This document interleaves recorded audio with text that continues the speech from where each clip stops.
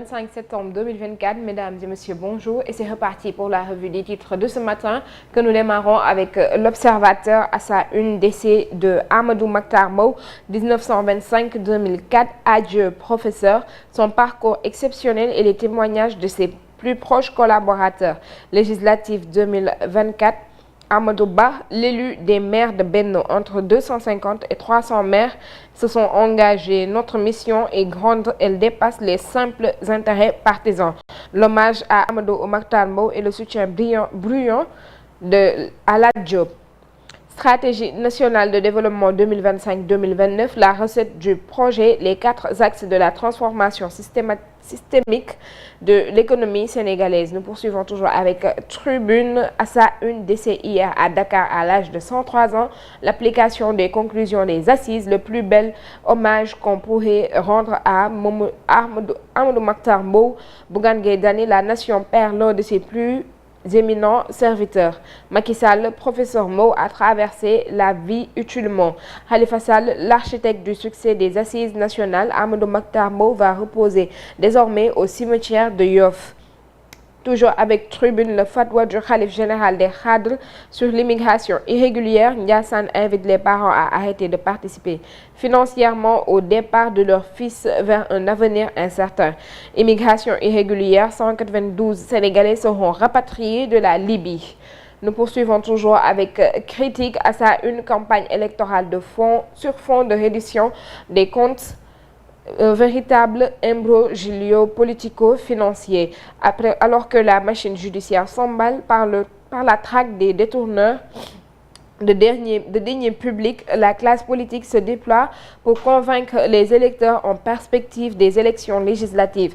Une coïncidence troublante qui fait craindre un mélange des genres. Si la tentation peut être forte pour le nouveau pouvoir de procéder à une phase aux sorcières, les enjeux de la reddition des comptes dépassent de loin les intérêts claniques et les juges travaillant minutieusement à séparer la bonne graine de la vraie.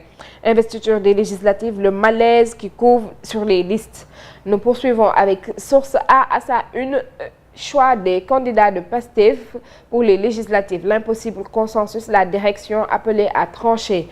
Le boss d'Ecotra, Abdoulaye Sylla, porte plainte pour faux et usage de faux dans l'affaire de 2700 kg d'or. Macky Sall visé, il m'est imputé d'avoir fait sortir du pays une quantité d'environ 2700 kg d'or sur la base d'un ordre de mission signé par le président Macky Sall, par jet privé de Dakar à Dubaï en passant par Paris, courant février 2021. Outre cet ordre de mission que je venais de voir pour la première fois de ma vie, ils m'ont montré un manifeste au nom d'Ecotra.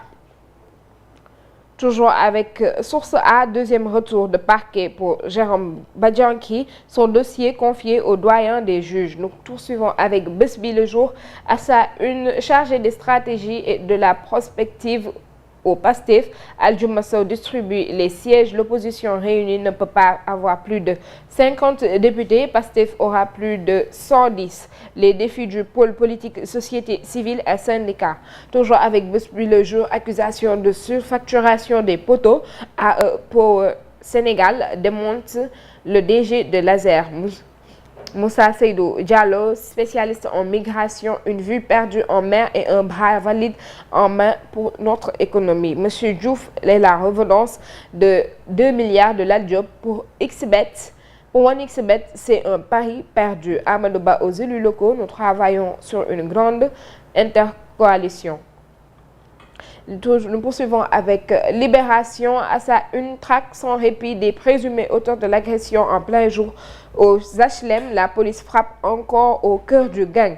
Après les premières arrestations, Mamadou Diop alias Papa Bou Ndaw, Seydina Mohamed Gueye dit Petit Moha, traqué jusqu'à Sédhiou et le receleur Pape Gorgui Faye tombe.